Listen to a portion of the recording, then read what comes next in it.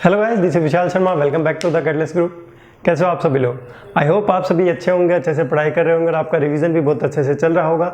Metal forming के session में आज हम हमारा एक न्यू चैप्टर स्टार्ट करने वाले हैं, that is your powder metallurgy. काफ़ी इंपॉर्टेंट चैप्टर है, ठीक है। ये जो चैप्टर है ये पूरा थ्योरेटिकल बेस्ड चैप्टर है, इसमें आपको एक भी न्यूमेरिकल क्वेश्चन नहीं मिलने वाला है।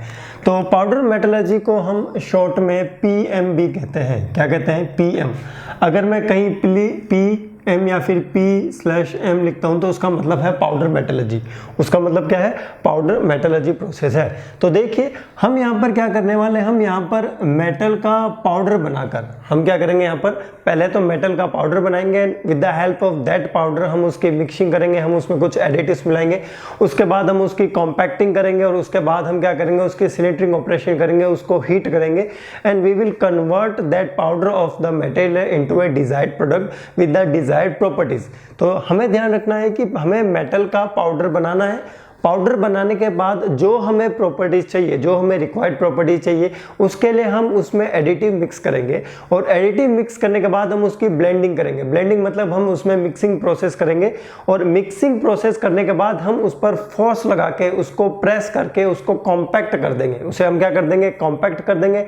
और कॉम्पैक्ट करने से क्या होगा कि जो भी आपके पार्टिकल्स है उनके बीच का जो वॉइड्स होगा वो एलिमिनेट हो जाएगा and after that we will increase the temperature of that green compact.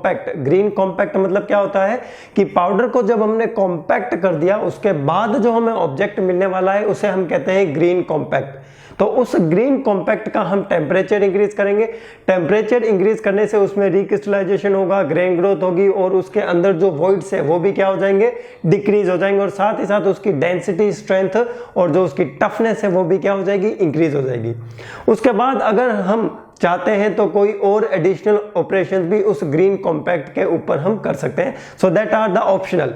तो मेन जो प्रोसेस होता है उसमें प्रोसेस में इंक्लूड होते हैं सबसे पहला कि हमें मेटल का पाउडर कैसे बनाना है। पाउडर बनाने के बाद उसमें जब हम एडिटिव्स मिलाएंगे उसकी मिक्सिंग कैसे करनी है, मिक्सिंग करने के बाद हमें उसकी कॉम्पैक्टिंग कैसे करनी है और कॉम्पैक्टिंग करने के बाद हमें उसका टेम्परेचर इंक्रीज करके उसकी सिंटरिंग कैसे करनी है। So this is the basically the powder metallurgy process. तो ध्यान रखिएगा, पाउडर मेटलर्जी प्रोसेस में हम क्या करते हैं? देखिए पाउडर मेटलर्जी प्रोसेस में हम सबसे पहले मेटल पाउडर को प्रोड्यूस करते हैं। इसको प्रोड्यूस करते हैं, मेटल पाउडर को प्रोड्यूस करते हैं और मेटल पाउडर को प्रोड्यूस करने के बाद हम इसमें मिक्स करते हैं एडिटिव्स। क्या मिक्स करते हैं? एडिटिव्स। एडिटिव्स में आपका लुब्रिकेंट भी हो सकता है। क्या हो सकता है? लुब्रिकेंट भी हो सकता है। एडिटिव को मिक्स करने के बाद हम क्या करते हैं? उसकी ब्लेंडिंग करते हैं। ब्लेंडिंग इन द सेंस हमने मेटल पाउडर लिया और उस मेटल पाउडर्स में हमने क्या किया है? एडिटिव्स को मिक्स कर दिया है। किसको मिक्स कर दिया? एडिटिव्स को। अब इनके मिक्सचर को यूनिफॉर्म बनाने के लिए की जाती है ब्लेंडिंग। क्या की जाती है? ब्लेंडिंग। ब्लेंडिंग करने के बाद अब देखिए इन पार्टिकल्स के बीच में गैप है, इन गैप्स को रिड्यूस करने के लिए इनकी की जाती है कॉम्पैक्टिंग। क्या की जाती है? कॉम्पैक्टिंग की जाती है with the help of the compressive force और द प्रेशर। कंप्रेसिव फोर्स लगाने से क्या होगा? इनके बीच में जो ये वॉइड्स है ये क्या हो जाएंगे? डिक्रीज हो जाएंगे। कॉम्पैक्टिंग करने के बाद in order to increase its strength further what will we do? We will do the sintering operation. हम क्या करेंगे? सिंटरिंग ऑपरेशन करेंगे। So these are the 4 basic steps of the powder metallurgy process. इसके साथ साथ अगर हम कोई और प्रोसेस करना चाहें तो वो भी कर सकते हैं। वो हो सकता है सपोज आपका एडिशनल प्रोसेसेस। वो क्या हो सकते हैं? सपोज आपके एडिशनल प्रोसेसेस मतलब हम उसकी मशीनिंग भी कर सकते हैं। क्या कर सकते हैं? मशीनिंग भी कर सकते हैं। मशीनिंग करके उसकी सरफेस फिनिश क्या हो जाती है? इंक्रीज हो जाती है। Now come to the point that कि हमें पाउडर मेटलर्जी प्रोसेस की क्यों रिक्वायरमेंट हुई। पाउडर मेटलर्जी प्रोसेस की इसलिए रिक्वायरमेंट हुई, सपोज फॉर एग्जांपल अगर आप बनाना चाहते हैं सेल्फ लुब्रिकेटिंग बेयरिंग, मतलब जो खुद को खुद ब खुद लुब्रिकेट करे, मतलब आप ऐसा मेटल प्रोड्यूस करना चाहते हो जो सेल्फ लुब्रिकेटेड हो, तो उस कंडीशन में सेल्फ लुब्रिकेटेड बेयरिंग बनाने के लिए जो मेथड यूज में लिया जाएगा वो होगा powder metallurgy process. Self lubricated bearing में क्या होगा? सेल्फ लुब्रिकेटेड बीयरिंग में जैसे ही आप बीयरिंग को यूज करोगे उसके मटेरियल के अंदर से ऑयल, जो लुब्रिकेटिंग ऑयल होता है वो रिलीज होने लगेगा और जो फ्रिक्शन की वैल्यू होगी वो क्या हो जाएगी? रिड्यूस हो जाएगी। साथ ही साथ अगर हमें सपोज कोई ऐसा प्रोडक्ट बनाना हो, हमें सपोज कार्बाइड के टूल्स बनाने हो, टंगस्टन कार्बाइड के टूल्स बनाने हो, तो उस कंडीशन में भी हम किस मैन्युफैक्चरिंग प्रोसेस का यूज करेंगे? पाउडर मेटलर्जी प्रोसेस का यूज करेंगे। किसका यूज करेंगे? पाउडर मेटलर्जी प्रोसेस का। So these are the application of the powder metallurgy process. तो पाउडर मेटलर्जी प्रोसेस की मैंने डेफिनेशन आपको बताई दी है कि इसमें हम मेटल का पाउडर बनाएंगे, मेटल का पाउडर बनाने के बाद हम उसकी ब्लेंडिंग करेंगे, ब्लेंडिंग करने के बाद हम उसकी कॉम्पैक्टिंग करेंगे, और कॉम्पैक्टिंग करने के बाद हम उसमें क्या करेंगे? सिंटरिंग करेंगे। और ये प्रोसेस हम तब तक करेंगे जब तक हमें डिजायर्ड प्रॉपर्टीज नहीं मिल जाती है। अब हम बात करते हैं डिजायर्ड प्रॉपर्टीज की। तो जो पाउडर मेटलर्जी से बनने वाले जो प्रोडक्ट होते हैं, उनकी जो डिजायर्ड प्रॉपर्टी होती है वो किस पर डिपेंड करती है? वो डिपेंड करती है आपके जो आपने पाउडर यूज में लिया है उस पर, उस पाउडर का साइज क्या है, उस पाउडर की शेप क्या है, और उस पाउडर का जो साइज का जो डिस्ट्रीब्यूशन है वो क्या है। तो आने वाले फर्दर लेक्चर्स में हम डील करेंगे कि जो प्रॉपर्टीज होती है डिजायर्ड प्रॉपर्टीज, उसमें वेरिएशंस कैसे आ सकता है। तो डेफिनेशन आपको पता चल गई है। उसके बाद मैं सबसे पहले आपसे बात करने वाला हूं कि जो पाउडर मेटलर्जी प्रोसेस में जो सबसे पहला स्टेप होता है कि हमें पाउडर बनाना है, क्योंकि requirement will be the powder of the metal. उस पाउडर को बनाने के लिए कौन कौन से मेथड्स यूज में लिए जाते हैं। Now come to the powder manufacturing methods. Powder manufacturing के लिए 10 मेथड्स यूज में लिए जा सकते हैं, उनमें से कोई भी एक मेथड आप यूज में ले सकते हो। सो पाउडर मैन्युफैक्चरिंग के लिए जो हम मेथड्स यूज में लेने वाले हैं उनको हम यहाँ पर डील करेंगे। सबसे पहला मेथड होता है आपका ऑटोमाइजेशन। पहला मेथड होता है आपका एटोमाइजेशन। पहला मेथड क्या होता है आपका? एटोमाइजेशन। मतलब हम उसे छोटे छोटे पार्टिकल्स में तोड़ने की कोशिश करेंगे। लिक्विड मेटल को एक गैस की स्ट्रीम में फ्लो करवाएंगे और उसका क्या करेंगे? हम एटोमाइजेशन करेंगे।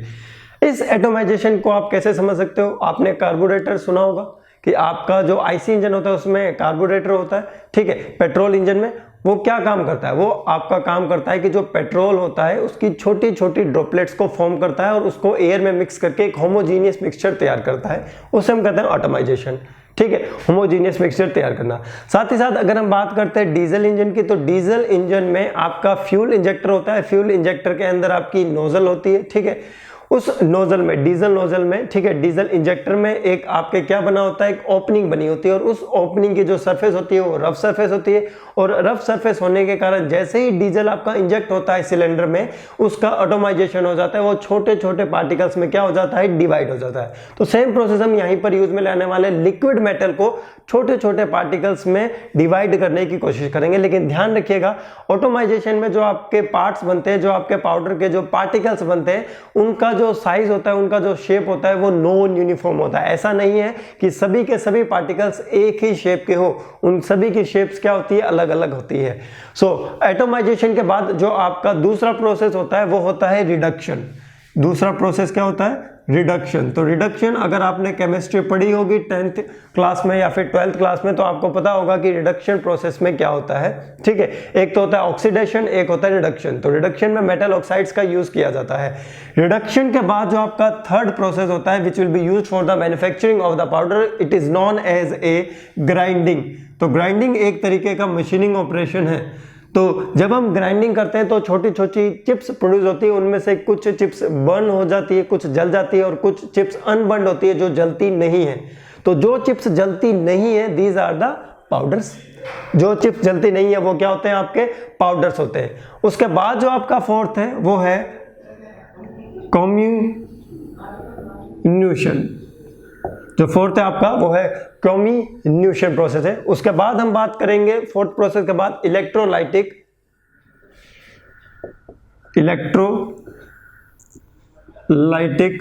प्रोसेस, जिसमें हम इलेक्ट्रोलाइट का यूज करके, जो ये भी केमिस्ट्री से रिलेटेड है, इलेक्ट्रोलाइट का यूज करके, इलेक्ट्रोलाइटिक प्रोसेस का प्रिंसिपल का यूज करके हम पाउडर को मैन्युफैक्चरिंग करते हैं, ठीक है। So this is the fifth process. Fifth process के बाद आपका जो सिक्स्थ प्रोसेस होगा दैट विल बी ग्रेनुलेशंस।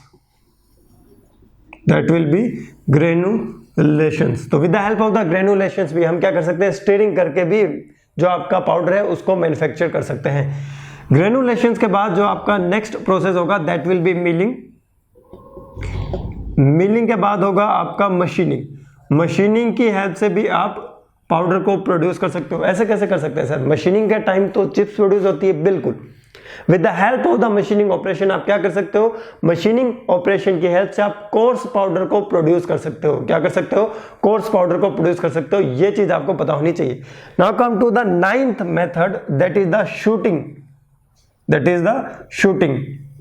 शूटिंग में हम क्या करते हैं, लिक्विड मेटल की ड्रॉपलेट्स को हम पानी के अंदर डाल देते हैं और वो क्या हो जाती है, सोल्डिफाई हो जाती है। और सोल्डिफाई होने के बाद क्रशिंग वगैरह हम करते हैं। With the help of that हम क्या कर सकते हैं, पाउडर को मैन्युफैक्चर कर सकते हैं।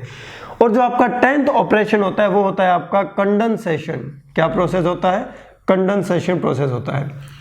तो ये आपके 10 प्रोसेस होते हैं for the manufacturing of the powder. इनका सिर्फ आपको बेसिक आइडिया होना चाहिए कि what is the principle behind that this process. तो सबसे पहले हम बात करते हैं हमारे एटमाइजेशन की, कि एटमाइजेशन प्रोसेस एक्चुअली में होता क्या है। देखिए टॉपिक डालिए, एटमाइजेशन। एटमाइजेशन प्रोसेस में होता क्या है, देखिए।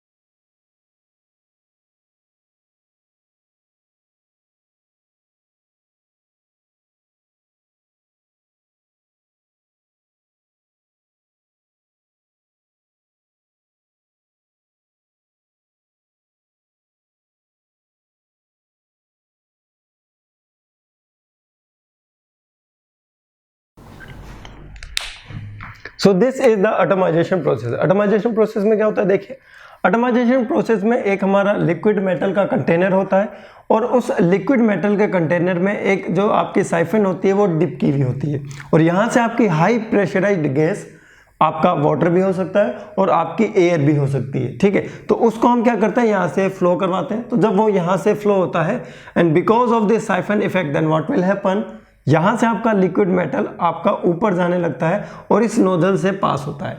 तो जब वो इस नोजल से पास होता है, because of that small diameter, this liquid metal will be converted into the solidified metal and it will be converted into the powder. और पाउडर में कन्वर्ट होने के बाद उसको हम यहाँ पर नीचे की तरफ कलेक्ट कर लेते हैं। तो this is the process of the atomization. और इस एटमाइजेशन प्रोसेस में आपको क्या क्या पॉइंट याद रखना है, इस एटमाइजेशन प्रोसेस में आपको एक पॉइंट याद रखना है कि यहाँ पर जो हम मेटल यूज में लेंगे उस मेटल का जो मेल्टिंग पॉइंट टेम्परेचर होगा वो बहुत ही कम होगा।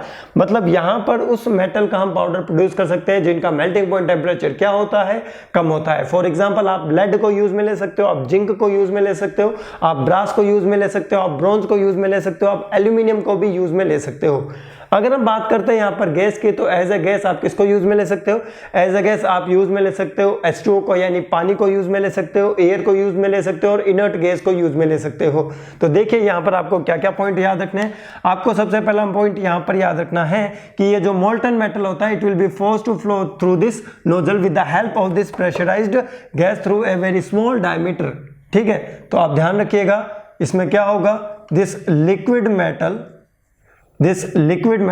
will be forced to flow through a very small diameter। एक स्मॉल डायमीटर से इसको हम फ्लो करवाने की कोशिश करते हैं। नेक्स्ट पॉइंट आप याद रखेंगे कि इसमें क्या होता है, इसमें आपका जो मटेरियल होता है, material is having low melting point temperature, उनका हम यूज कर सकते हैं। And because of that gas, because of this gas, air हो सकता है, पानी भी हो सकता है, आपका इनर्ट गैस भी हो सकती है, आपका जो लिक्विड मेटल होगा इट विल बी डिसइंटीग्रेटेड। तो यहां पर क्या होगा, डिसइंटीग्रेशन ऑफ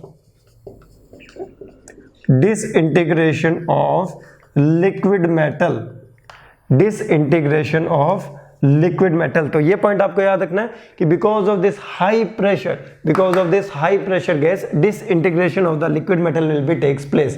साथ में आप क्या याद रख सकते हो कि यहां पर हम किन मटेरियल्स का एटमाइजेशन कर सकते हैं। हम यहां पर एटमाइजेशन कर सकते हैं आपके एल्यूमिनियम का, ब्रास का, ब्रोंज का, जिंक का, लेड का, इनका हम क्या कर सकते हैं, एटमाइजेशन कर सकते हैं, क्योंकि इनका जो मेल्टिंग पॉइंट टेम्परेचर होता है वो कम होता है। और आप क्या पॉइंट याद रख सकते हो कि यहाँ पर जो ये गैस हम यूज में ले रहे हैं इसके जगह हम क्या क्या यूज में ले सकते हैं। देखो यहाँ पर आप यूज में ले सकते हो एयर, किसको ले सकते हो, एयर को यूज में ले सकते हो। एयर के साथ साथ आप यूज में ले सकते हो H2O यानी वाटर को यूज में ले सकते हो, और उसके साथ साथ आप इनर्ट गैस का भी यूज कर सकते हो। किसका यूज कर सकते हो, इनर्ट गैस का भी आप यूज कर सकते हो। So this is the basic atomization process which will be used for the manufacturing of the powder. Now come to the next type of process, that is the reduction.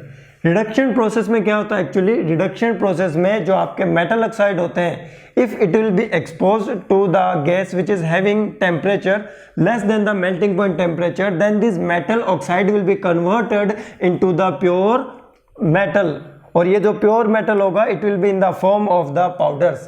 ये जो pure metal होगा it will be in form of the powders। तो ध्यान रखिएगा। Next point है आपका reduction. Next point क्या है आपका, रिडक्शन। तो रिडक्शन में देखिए क्या होता है, When your metal oxides, जब आपके मेटल ऑक्साइड आप पे एक्सपोज होते हैं गैसेस के साथ जिनका temperature less than melting point temperature होता है आपका, उस कंडीशन में क्या होता है, उस कंडीशन में ये मेटल ऑक्साइड प्योर मेटल में कन्वर्ट हो जाते हैं इन the form of the powder. किस में कन्वर्ट हो जाते हैं, प्योर मेटल में कन्वर्ट हो जाते हैं इन the form of the powder. तो रिडक्शन से जो हम प्रोडक्ट बनाते हैं वो स्पॉन्जी होते हैं, ठीक है, वो सॉफ्ट होते हैं, उनकी जो स्ट्रेंथ होती है वो क्या होती है, ग्रीन स्ट्रेंथ, वो अच्छी होती है। तो आप रिडक्शन के साथ एक पॉइंट और याद रख सकते हो कि यहां से जो आपका पाउडर बनता है it will be in the form of the cake, और ये क्या होता है, स्पॉन्जी होता है। क्या होता है, स्पॉन्जी। स्पॉन्जी मतलब सॉफ्ट होता है, स्पॉन्जी मतलब क्या होता है, सॉफ्ट होता है। तो ये डिजायर्ड प्रॉपर्टीज होती है आपके पाउडर की when you produce the powder with the help of the reduction process. जब आप रिडक्शन प्रोसेस की हेल्प से उसे क्या कर सकते हो, प्रोड्यूस कर सकते हो। और यहां पर देखिए, यहां पर जो आपका पाउडर बनेगा वो किस मेटल का हो सकता है, वो आयरन का हो सकता है, वो कॉपर का हो सकता है, वो मोलिब्डेनम का हो सकता है, वो टंगस्टन का हो सकता है, वो कोबाल्ट का हो सकता है। तो ये मटेरियल भी आपको याद रखने पड़ेंगे कि रिडक्शन में हम किन मटेरियल्स का पाउडर मैन्युफैक्चर कर सकते हैं। तो वो आप कर सकते हो आयरन, ठीक है, molybdenum, iron, molybdenum, copper, copper के साथ साथ आप प्रोड्यूस कर सकते हो टंगस्टन का। किसका प्रोड्यूस कर सकते हो आप, टंगस्टन का प्रोड्यूस कर सकते हो। और आप प्रोड्यूस कर सकते हो कोबाल्ट का। किसका प्रोड्यूस कर सकते हो, कोबाल्ट का प्रोड्यूस कर सकते हो। So this is the reduction process. ये क्या होते हैं, रिडक्शन प्रोसेस से आपके पाउडर बनने वाले मटेरियल के एग्जांपल कंप्लीट होते हैं। Now come to the next point, that is the grinding. जब हम ग्राइंडिंग ऑपरेशन करते हैं तो उसमें चिप्स प्रोड्यूस होती है, और उनमें छोटी छोटी ऐसी चिप्स होती है जो बर्न नहीं होती है, ठीक है, बिना जली वो छोटी छोटी चिप्स क्या होती है, पाउडर होती है, और उनका हम यूज कर सकते हैं for the manufacturing products using the powder metallurgy process. तो ग्राइंडिंग में अनबर्न चिप्स का अगर हम यूज करेंगे तो वो हो जाएंगे आपके पाउडर, वो क्या हो जाएंगे, आपके पाउडर हो जाएंगे। क्लियर है। Now come to the communication, कि कम्युनिकेशन में क्या होता है। तो ग्राइंडिंग मैंने आपको बता दिया। So third is the grinding one, third is the grinding. Grinding में हम किसको यूज में लेते हैं, ग्राइंडिंग में हम कन्वेंशनल जो आपका ग्राइंडिंग ऑपरेशन होता है उसको यूज में लेते हैं। तो ग्राइंडिंग एक ऑपरेशन है जिसमें आपकी अनबर्न चिप्स प्रोड्यूस होती है। उन अनबर्न चिप्स का यूज हम कर सकते हैं पाउडर मेटलर्जी प्रोसेस में। तो अनबर्न चिप्स, ध्यान रखना ये टाइनी चिप्स होती है, छोटी छोटी चिप्स होंगी, बड़ी बड़ी चिप्स को हम यूज में नहीं ले सकते। Now come to the next process, that is the fourth number, that is the communication, that is the communication.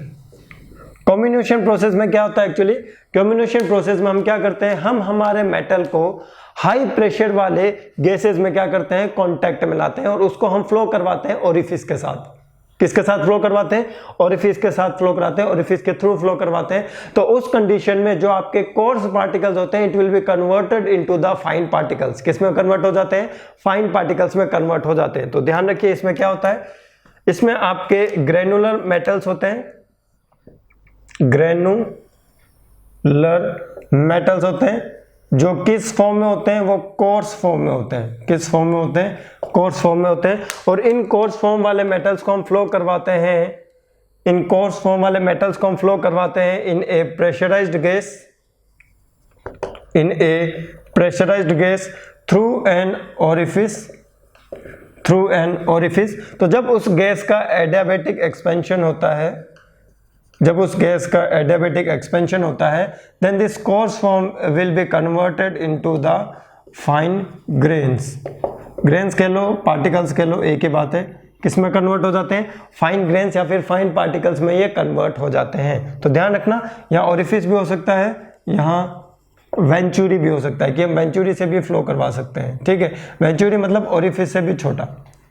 So this is the process of the communication. इसमें हम किसका यूज करते हैं? इसमें हम यूज करते हैं आपके प्रेशराइज्ड गैस का। किसका यूज करते हैं? प्रेशराइज्ड गैस का यूज करते हैं। तो अगर हम बात करते हैं यहाँ पर मटेरियल्स की, किन किन मटेरियल्स का यहाँ पर आप पाउडर बना सकते हो, तो वो मटेरियल्स है, देखिए वो मटेरियल्स हैं आपके ब्रिटल मटेरियल्स।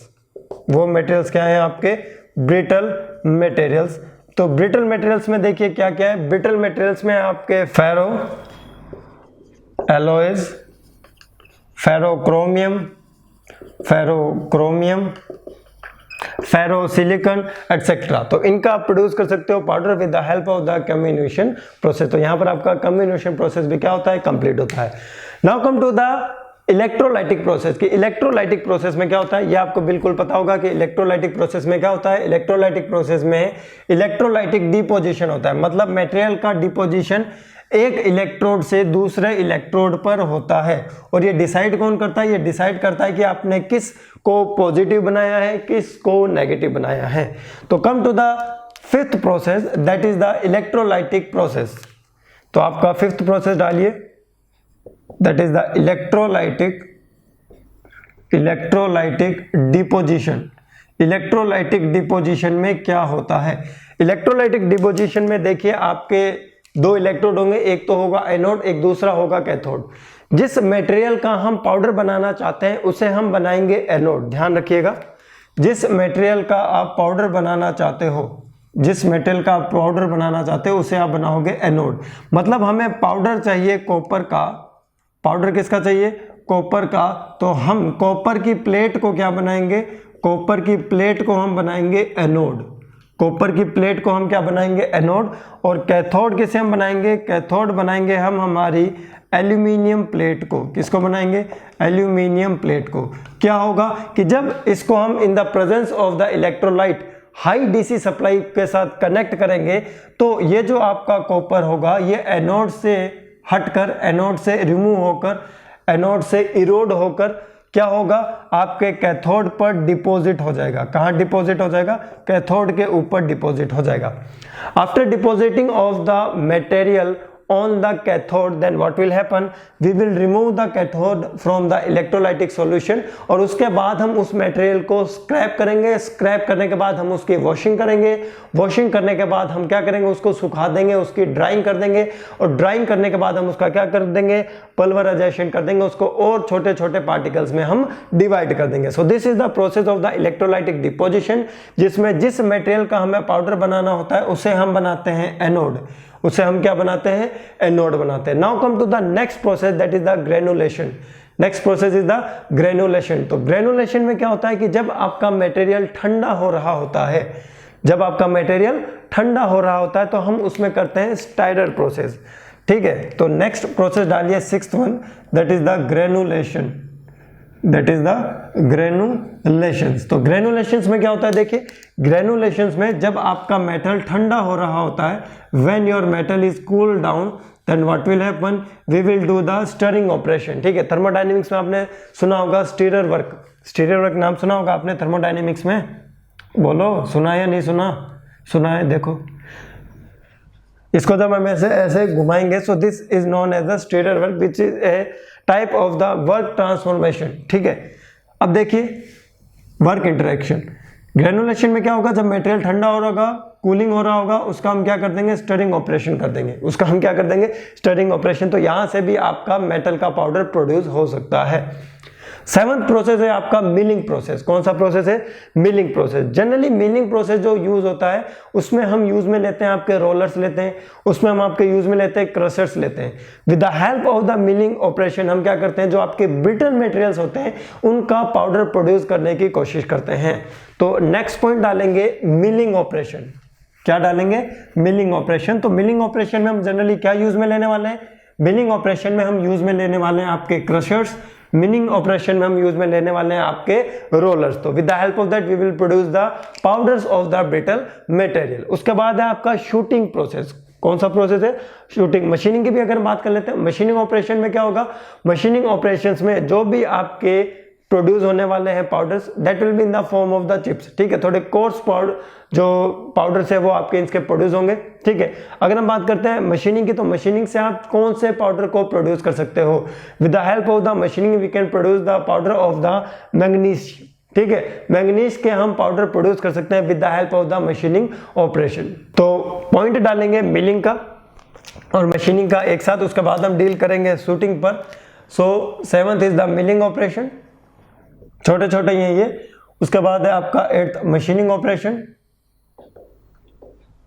उसके बाद है आपका 9 शूटिंग ऑपरेशन। कौन सा ऑपरेशन? Shooting operation. तो देखिए मिलिंग ऑपरेशन में हम क्या करते हैं? मिलिंग ऑपरेशन में हम यूज में लेते हैं आपके क्रशर्स। किसको यूज में लेते हैं? क्रशर्स को हम यूज में लेते हैं, रोलर्स को। इसकी हेल्प से हम पाउडर बनाते हैं और वो पाउडर किन मटेरियल के होते हैं? ब्रिटल मटेरियल के होते हैं। ठीक है, ब्रिटल मटेरियल्स के। मशीनिंग ऑपरेशन से जो हम पाउडर बनाते हैं, these powders are in the form of the coarse particles. किसके फॉर्म में होते हैं? कोर्स पार्टिकल्स के फॉर्म में होते हैं। सॉरी, जनरली इससे जो आपके पार्टिकल्स बनते हैं वो किसके बनते हैं? वो मैंगनीज के बनते हैं, मैंगनीज। ठीक है, शूटिंग में हम क्या करते हैं? शूटिंग में हम करेंगे आपका जो लिक्विड मेटल होगा, जो लिक्विड मेटल होगा, इसकी ड्रॉप्स को आपके वाटर में ड्रॉप करेंगे, वाटर में गिराएंगे and it will be solidify and it will be converted into the powder. ये किस में कन्वर्ट हो जाएगा? पाउडर में कन्वर्ट हो जाएगा। Now come to the 10th process, that is the condensation. Condensation process क्या होता है? ये तो आपने सुना ही होगा पावर प्लांट में, कंडेंसर, कंडेंसेशन। ठीक है, कंडेंसर, कंडेंसेशन। जो कंडेंसेट निकलता है उसका हम कंडेंसेशन करते हैं। तो कंडेंसेट क्या होता है? एक तरीके का वेपर होता है। सेम प्रोसेस हम यहीं पर यूज में ले रहे हैं। मेटल को हम बॉईल करेंगे and it will be converted into the vapour. किस में कन्वर्ट हो जाएगा? वेपर में कन्वर्ट हो जाएगा। और वेपर में कन्वर्ट होने के बाद उस मेटल के वेपर को हम क्या करेंगे? कंडेंसेशन करेंगे। उस मेटल की वेपर का हम क्या करेंगे? कंडेंसेशन करेंगे। और कंडेंसेशन करने के बाद it will be converted into what? It will be converted into the powder. ये किस में कन्वर्ट हो जाएगा? पाउडर में कन्वर्ट हो जाएगा। कंडेंसेशन प्रोसेस से जिन मटेरियल का पाउडर बनाया जा सकता है वो हो सकते हैं आपके जिंक हो सकते हैं, वो मैग्नीज हो सकता है, आपका कैडमियम हो सकता है। तो we can produce the powder of the zinc, manganese, cadmium. तो इनका हम पाउडर प्रोड्यूस कर सकते हैं with the help of the condensation process. किसकी हेल्प से? कंडेंसेशन प्रोसेस की हेल्प से। Now come to the next point, that is the powder characteristics. कि जो आपका पाउडर होता है उसकी जो कैरेक्टरिस्टिक्स होती है उसके अकॉर्डिंग जो आपका प्रोडक्ट बनेगा उसकी प्रॉपर्टी डिसाइड होती है। तो desirable properties of the product which will be produced with the help of the powder metallurgy process will depend upon the characteristics of the powder. It will depend upon the characteristics of the powder. और ये क्या क्या characteristics होती है? देखिए, पहली characteristics होती है आपकी ग्रेन का शेप। पहली characteristics क्या होती है? ग्रेन का शेप। दूसरी characteristics होती है आपकी ग्रेन का साइज। दूसरी characteristics क्या होती है आपकी? ग्रेन का size.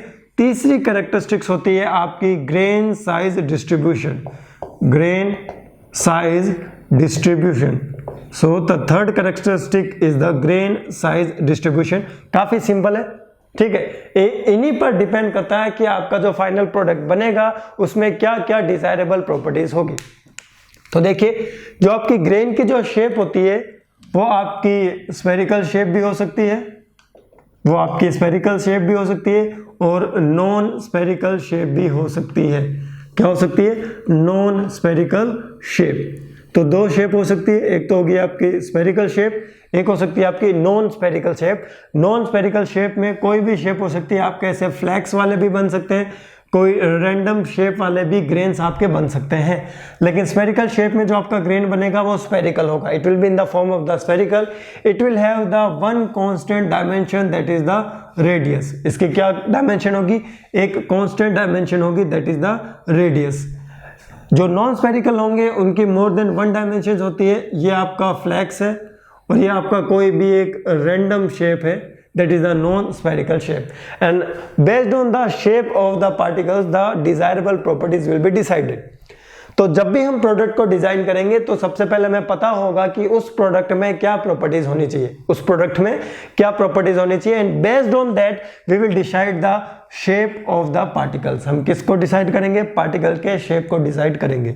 Now come to the grain size, कि ये जो ग्रेन का साइज होता है वो क्या होता है? जो आपके ग्रेन के साइज होते हैं वो कई हो सकते हैं, जैसे बिल्कुल फाइन ग्रेन है, ठीक है, कोर्स ग्रेन है, मीडियम कोर्स ग्रेन है, लेकिन ग्रेन के साइज को हम डिफाइन कैसे करते हैं? तो ग्रेन के साइज अगर स्फेरिकल है इसको डिफाइन किया जाएगा with the help of the radius, with the help of the radius that is the constant through out it's section. अगर आपका नॉन स्फेरिकल शेप है तो उसमें हम क्या करेंगे? हम मीन रेडियस को कैलकुलेट करेंगे। किसको कैलकुलेट करेंगे? मीन रेडियस और एवरेज रेडियस, मीन रेडियस और average radius. Based on that grain size will be defined. Now come to the grain size distribution. अब देखिए ऐसा तो नहीं है कि एक ही रेडियस के सभी ग्रेन्स प्रोड्यूस हो गए। सपोज मैंने क्या किया है, किसी प्रोसेस से पाउडर मेटलर्जी के लिए पाउडर को प्रोड्यूस किया है, तो पाउडर के जो पार्टिकल होंगे वो कुछ इस तरीके के हो सकते हैं। देखो, कोई बड़े हो सकते हैं, कुछ छोटे भी हो सकते हैं। अब देखिए यहां पर ग्रेन साइज डिस्ट्रीब्यूशन का मतलब क्या है? देखिए यहां पर बड़े वाले ग्रेन्स देखिए कितने, 2 है, और इनका कुछ पर्टिकुलर साइज होगा, so that will be the maximum size of the grain. उसके बाद छोटे वाले पार्टिकल्स देखिए एज कंपेयर टू द बड़े वाले क्या है? ज्यादा है, तो number of the small particles are more as compare to the bigger particle. So this is the grain size distribution, कि उसका मिनिमम साइज और मैक्सिमम साइज क्या है। जो मैक्सिमम साइज होता है उसे हम नोड साइज कहते हैं, जिसको आपको जानना जरूरी नहीं है। So grain size distribution can be defined with the help of the node size, कि मैक्सिमम कितना बड़ा ग्रेन आपका प्रोड्यूस किया जा सकता है। ध्यान रखिएगा, जब भी हम पाउडर को प्रोड्यूस करेंगे उन पाउडर के पार्टिकल्स का जो साइज होगा वो यूनिफॉर्म नहीं होगा, that will be distributed between the range of the size of the particles. ऐसा नहीं है कि ये सारे बड़े बड़े ही बनेंगे, हो सकता है कुछ छोटे बन जाए, कुछ बड़े बन जाए। अब देखिए ये तो मैंने स्फेरिकल बना दिया, अगर स्फेरिकल नहीं बनेगा तो कैसा बनेगा? कोई भी रैंडम शेप का बन सकता है, ऐसे, ठीक है, ऐसे किसी भी शेप का बन सकता है। एज ए डेंड्राइट भी बन सकता है। आपने अगर मटेरियल साइंस पढ़ा होगा, ठीक है, कास्टिंग पढ़ा होगा, तो ऐसे डेंड्राइट बनते हैं ना। इन the form of the dendrite आपका ग्रेन का शेप भी हो सकता है जो कि नॉन स्फेरिकल शेप होगा, that is the dendritic shape, that is the dendritic shape. ये क्या है? डेंड्राइट है। और ये डेंड्राइट कब प्रोड्यूस होता है? It will B produce during the solidification of the liquid metal. तो लिक्विड मेटल का सॉलिडिफिकेशन टाइम जो आपका सबसे पहला सॉलिड पार्ट होता है उसे हम कहते हैं dendrite. In the form of the dendrite, ये तो बड़ा है, ये तो बड़ा है। In the form of the dendrite what will happen, particles of the powder metallurgy process can be produced. Now come to the point that कि how the grain size can be determined. grain का size कैसे determine किया जाता है? जैसे कि आपका casting process होता है जिसमें आप grain fineness number find out करते हो with the help of the standard sieve. With the help of the standard sieve, उसी standard sieve से हम grain के साइज को आइडेंटिफाई करते हैं। क्या करते हैं? grain के साइज को आइडेंटिफाई करते हैं। sieve नंबर जितना बड़ा होगा ग्रेन का साइज उतना ही छोटा होगा। जितना बड़ा सीव का नंबर होगा और उतना ही छोटा आपका ग्रेन का साइज होगा। जनरली जो सीव नंबर होता है it will be from 100 to 250 या फिर 350 के बीच में होता है, ठीक है। तो जितना बड़ा साइज उतना छोटा ग्रेन, और जितना छोटा नंबर उतना बड़ा क्या हो जाएगा? उसका साइज हो जाएगा, ठीक है। तो based on this number you can identify the grain size also, ठीक है। सीव छलनी होती है ना, छलनी, तो 3-4 छलनी एक साथ लगा देते हैं। सीव घर में आटा साफ ऐसे हिलाते हो ना बनाने से पहले, तो उसमें हम क्या करते हैं? अलग अलग साइज की 3-4 छलनी लगा देते हैं, सीव लगाते हैं। These are the standard sieves, and based on that we can also find out the grain size distribution. Grain size distribution को हम क्या कर सकते हैं? फाइंड आउट कर सकते हैं। अब हमने क्या कर लिया है? पाउडर बना लिया। अब पाउडर बनाने के बाद हम क्या करते हैं उसकी? जल्दी से बताओ।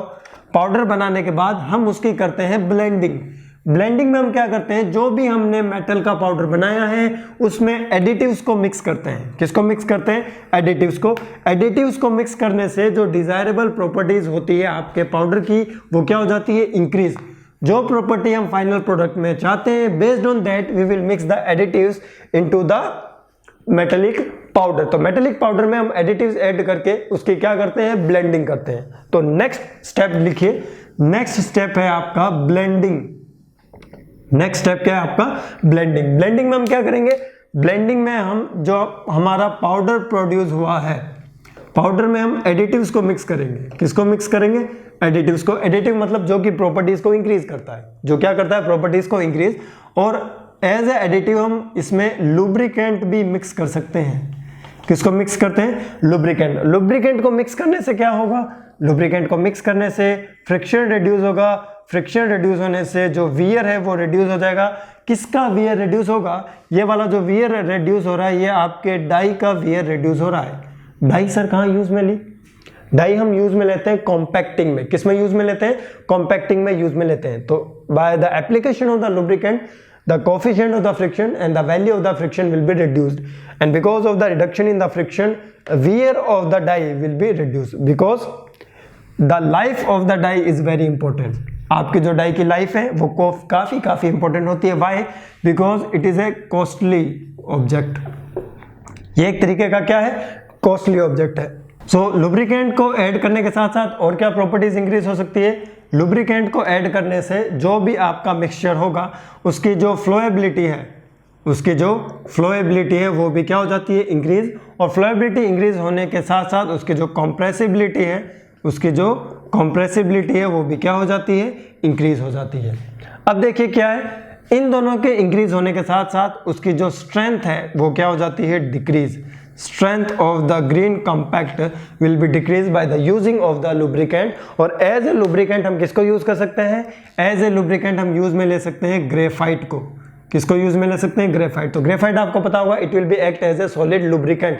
तो कहीं भी अगर आपका क्वेश्चन पूछा जाता है for the solid lubricant, you can choose the option of the graphite. आप ग्रेफाइट का ऑप्शन क्या कर सकते हो, चूज कर सकते हो। साथ ही साथ यहाँ पर हम यूज में ले सकते हैं स्टीयरिक एसिड। तो स्टीयरिक एसिड को भी आप यूज में ले सकते हो। क्या सर एज ए एडिटिव हम सिर्फ लुब्रिकेंट ही यूज में लेते हैं, बिल्कुल नहीं। एज ए लुब्रिकेंट आप बाइंडर को भी यूज में ले सकते हो। तो बाइंडर आपने कास्टिंग में पढ़ा होगा, what is the function of the binder. Binder का फंक्शन होता है दो पार्टिकल्स के बीच में जो आपका फोर्स ऑफ अट्रैक्शन होता है उसको इंक्रीज करना। फोर्स ऑफ अट्रैक्शन होता है उसको क्या करना, इंक्रीज करना। ये जो बाइंडर होता है ना, ये लुब्रिकेंट का रिवर्स काम करता है। लुब्रिकेंट तो फ्लोएबिलिटी को इंक्रीज करता है, बट जो बाइंडर होता है वो फ्लोएबिलिटी को क्या कर देता है, डिक्रीज कर देता है। फ्लोएबिलिटी को क्या करता है, डिक्रीज। एज ए बाइंडर हम किसको यूज में ले सकते हैं, एज ए बाइंडर हम थर्मोप्लास्टिक्स को यूज में ले सकते हैं। किसको यूज में ले सकते हैं, थर्मोप्लास्टिक को। तो ध्यान रखना, बाइंडर क्या करता है, बाइंडर आपके पार्टिकल्स के बीच के अट्रैक्शन फोर्स को क्या कर देता है, इंक्रीज करता है।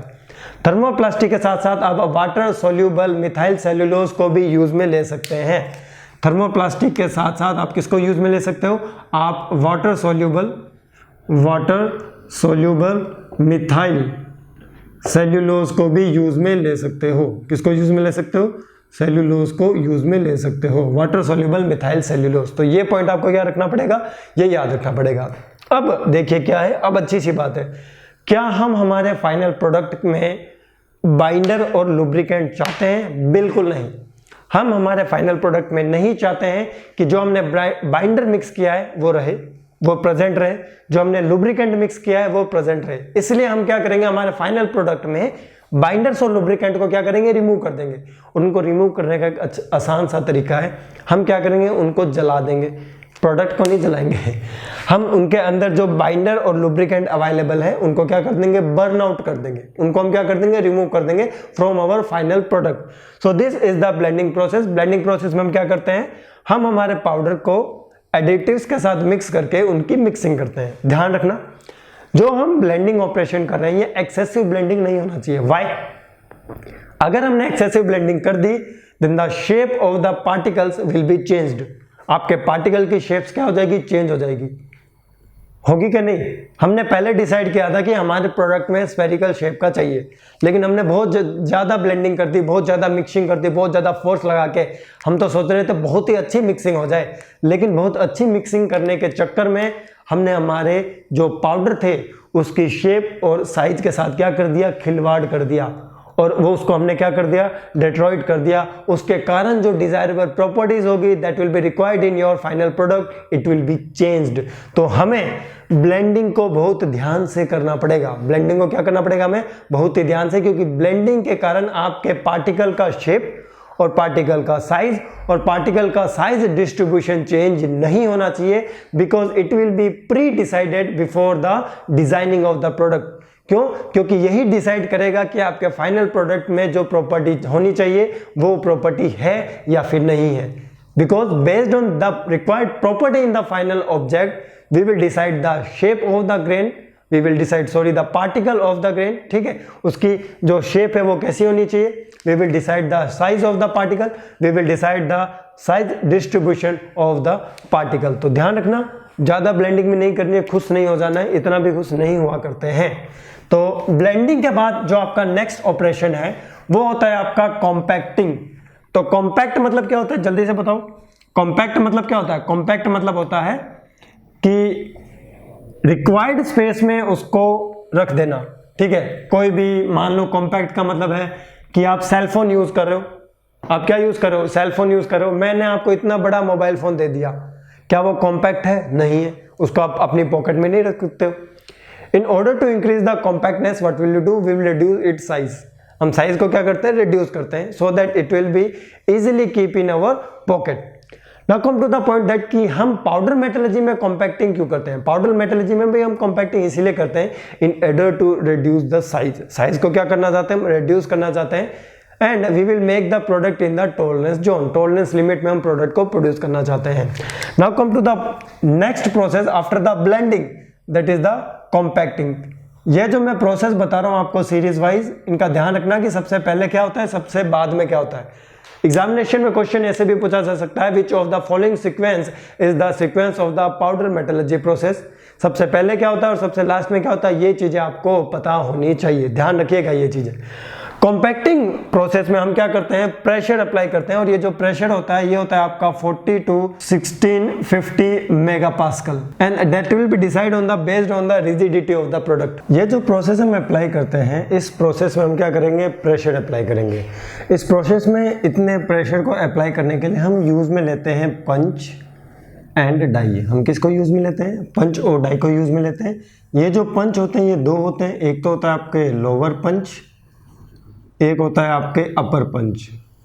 दो पंच होंगे और एक डाई होगी। With the help of that we will apply the pressure on the powder. Now come to the next point that कि इसमें हम कैसे अप्लाई करते हैं। देखिए सबसे पहले तो ये होती है आपके एक die, so this is the die. इस डाई के अंदर हम क्या करते हैं, पाउडर को डालते हैं। So this is the lower punch, ये आपका क्या है, लोअर पंच है। इसमें हमने पाउडर को डाला sorry, this is the powder, metal powder है ये, जिसको हमने मैन्युफैक्चर किया था।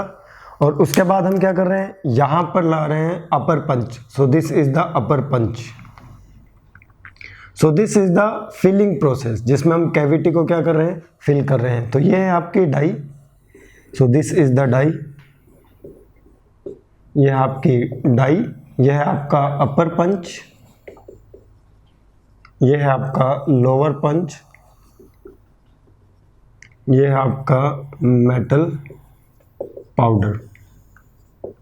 अब हम क्या करेंगे, इसको डाउनवर्ड डायरेक्शन में मूव करवाएंगे, इसको स्टेशनरी रखेंगे। ठीक है, इसको आप अपवर्ड डायरेक्शन में भी मूव करवा सकते हो। क्या होगा जब हम मूवमेंट करवाएंगे, तो ये देखिए आपको कुछ इस तरीके से नजर आएगा, ये आपको कुछ इस तरीके से नजर आएगा। ये है आपका लोअर, ये है आपका लोअर पंच, और यहाँ है आपका upper punch. So this is the upper punch, और ये है आपकी डाई, ये क्या है आपकी डाई है। तो ये है आपका अपर पंच, ये है आपका लोअर पंच। इसके अंदर बीच में आपका मटेरियल, जिसकी हमने क्या कर दी है, कॉम्पैक्टिंग कर दी है। क्या कर दी है, कॉम्पैक्टिंग। ठीक है, कॉम्पैक्टिंग करने से क्या होगा, कॉम्पैक्टिंग करने से आपके जो दो पार्टिकल्स होंगे उनके बीच का जो वॉइड होगा वो क्या हो जाएगा, रिड्यूस। उनके बीच की जो खाली जगह होंगी वो क्या हो जाएगी, रिड्यूस। और रिड्यूस होने से उसकी डेंसिटी इंक्रीज हो जाएगी, लेकिन इतनी ज़्यादा डेंसिटी इंक्रीज नहीं होगी जो डेंसिटी होगी that will be approximately equals to 70%, मतलब still your metal will be in the porous condition, still your metal will be in the porous condition. तो ये पॉइंट आपको याद रखना है। We will apply the compressive force and because of that the density will be increases, but still the density is not the 100%, that's why the metal is the porous metal. अब देखिए क्या होगा। अब ये जो आपका प्रोसेस होता है कॉम्पैक्टिंग, इस प्रोसेस को हम दो तरीके से कर सकते हैं। इसको आप हॉट कंडीशन यानी वार्म कंडीशन में भी कर सकते हो और इसको आप कोल्ड कंडीशन में भी कर सकते हो। मतलब without increasing the temperature we can do the compacting operation, and if we increase the temperature at the hot condition और the warm condition we can do the compacting process also. After completion of the compacting process आपका जो next process आता है उसे हम कहते हैं sintering. उसे हम क्या कहते हैं? सिंटरिंग कहते हैं। तो सिंटरिंग प्रोसेस में क्या होता है? सिंटरिंग प्रोसेस में हम क्या करते हैं? अंडर द कंट्रोल्ड एटमॉस्फेयर, मतलब without oxygen, we will increase the temperature but we will not increase much higher than the melting point temperature, which means the temperature should not be go beyond the melting point temperature. Now come to the point. Sintering operation. Sintering operation. Sintering operation में क्या होगा? Sintering operation में under controlled atmosphere, under controlled atmosphere, which means without oxygen we will increase the temperature will be increased. अब यहाँ पर जो temperature है sintering में जो टेम्परेचर है it should be less than the melting point temperature. Melting point temperature से कम क्यों होना चाहिए? क्योंकि अगर मेल्टिंग पॉइंट टेम्परेचर तक पहुँच जाता है तो there will be a tendency of the melting of the powder, and because of that this sintering temperature is approximately equals to 0.75 times of the melting point temperature. melting point temperature के 0.75 times ये होता है, and because of this process then what will happen, जो आपके particles होते हैं आपके powder के that will B bind together, उनके अंदर जो बाइंडिंग की जो प्रॉपर्टी होती है, अट्रैक्शन की जो प्रॉपर्टी होती है वो इंक्रीज हो जाती है, and there is also a recrystallization process, and after that grain growth will be takes place. और इसी के साथ आपकी जो डेंसिटी होती है वो भी इंक्रीज हो जाती है, और इंक्रीज होकर वो पहुंच जाती है आपके 95%। कहाँ तक पहुंच जाती है? 95% तक पहुंच जाती है। और साथ ही साथ सिंटरिंग ऑपरेशन में because of this high temperature the strength of your compact will be increased. जो आपने प्रोडक्ट बनाया है, जो पाउडर मेटलर्जी से, उसकी जो स्ट्रेंथ होती है वो क्या हो जाएगी? इंक्रीज हो जाएगी। और स्ट्रेंथ के इंक्रीज होने के साथ साथ उसकी जो ब्रिटलनेस है वो डिक्रीज हो जाएगी, और ब्रिटलनेस डिक्रीज होने के साथ साथ उसमें जो पोरोसिटी है, डेंसिटी इंक्रीज हुई है तो जो उसमें पोरोसिटी है दैट विल बी डिक्रीजेज, और पोरोसिटी डिक्रीज होने के साथ साथ उसकी जो टफनेस है वो क्या हो जाएगी? इंक्रीज। तो ध्यान रखिएगा क्या इंक्रीज होता है क्या डिक्रीज होता है। उसकी जो स्ट्रेंथ है वो इंक्रीज हो जाती है, उसकी जो ब्रिटलनेस है वो डिक्रीज हो जाती है, पोरोसिटी डिक्रीज हो जाती है, टफनेस क्या हो जाती है? इंक्रीज हो जाती है। So this is the sintering operation. ये आपका क्या है? सिंटरिंग ऑपरेशन है। सिंटरिंग ऑपरेशन के बाद अगर कोई आप एडिशनल प्रोसेस करना चाहो तो कर सकते हो, अदरवाइज आपका जो पाउडर मेटलर्जी का प्रोसेस है वो क्या हो जाता है? कंप्लीट हो जाता है। तो सबसे पहले क्या होता है? सबसे पहले हम पाउडर को मैन्युफैक्चर करते हैं। पाउडर को मैन्युफैक्चर करने के बाद उसमें एडिटिव मिक्स करके उसकी हम ब्लेंडिंग करते हैं। ब्लेंडिंग करने के बाद हम उसकी कॉम्पैक्टिंग करते हैं। कॉम्पैक्टिंग करने के बाद हम उसकी क्या करते हैं? सिंटरिंग करते हैं। सिंटरिंग करने के बाद अगर आप एडिशनल प्रोसेस करना चाहो तो कर सकते हो। If there will be a requirement additional process will be done. मतलब हम उस पर मशीनिंग ऑपरेशन भी कर सकते हैं, हम उस पर कोई हीट ट्रीटमेंट प्रोसेस भी कर सकते हैं, and after finally what will we get? We will get our finished product. अब मैं आपसे दो टॉपिक्स के बारे में और बात करने वाला हूँ। These topics are related to the compacting process. तो कॉम्पैक्टिंग प्रोसेस जो मैंने आपको पंच और डाई की हेल्प से बताया था that is an ordinary compacting process, लेकिन इस कंडीशन में क्या होता है, अगर हम बात करते हैं पंच और डाई प्रोसेस की, तो एक डायग्राम के थ्रू बताता हूं। देखो क्या होता है, अगर हम ऑर्डिनरी प्रोसेस यूज में लेते हैं, और ये आपका देखो सिर्फ पंच बना रहा हूं, और पंच के अंदर आपका क्या है, मटेरियल है। So this is the material, this is the material. यहां पर जो आपका कॉम्पैक्ट प्रोड्यूस होगा उसकी जो डेंसिटी होगी वो नॉन यूनिफॉर्म होगी, मतलब यहां पर डेंसिटी ज्यादा होगी पंच के पास, और बीच में डेंसिटी कम होगी, और वापस पंच के पास डेंसिटी ज्यादा होगी। We will not get the uniform density. So this is the limitation of this punch and die compacting. So in order to overcome this, we will do the two other methods for the compacting process. These are the called isostatic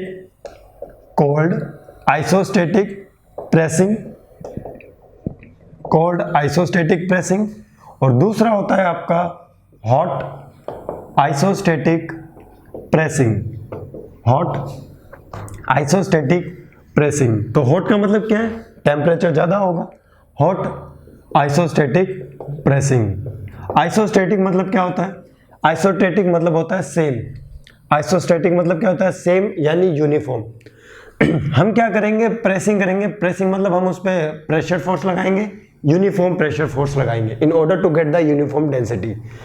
अगर हम ये uniform pressure cold condition में लगा रहे हैं, that will be known as a cold isostatic process. अगर हम ये यूनिफॉर्म प्रेशर हॉट कंडीशन में लगा रहे हैं, which means in the elevated temperature, at the elevated temperature, that process will be known as a hot isostatic pressing. Now come to the cold isostatic pressing.